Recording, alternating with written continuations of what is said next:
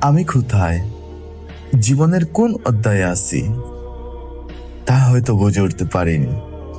কেমন জানি এক প্রকার বিষণ্ণতা, কিসের জানি অভাব বোধ করি, কিসের প্রতি যেন তীব্র জেদ। বুঝি না, জানি না, শুধু এইটুকু জানি আমি খুব ক্লান্ত। এই জীবন যুদ্ধে, এই প্রতিদিনের লড়াইয়ে হাঁপিয়ে উঠেছি। কখনো নীরবতা এসে ভর করে, কখনো ক্লান্তি, কখনো অভিমান কিংবা অভিযোগ। কেমন জানি একটা ভালো না লাগা, শূন্য শূন্য লাগে। চারপাশে এক অদ্ভুত রকমের শূন্যতা। নিজেকে খুঁজে পাই না, যেন কোথায় হারিয়ে গিয়েছি জীবনের কোনো এক ধাপে, কোনো এক ভুল সময়ে।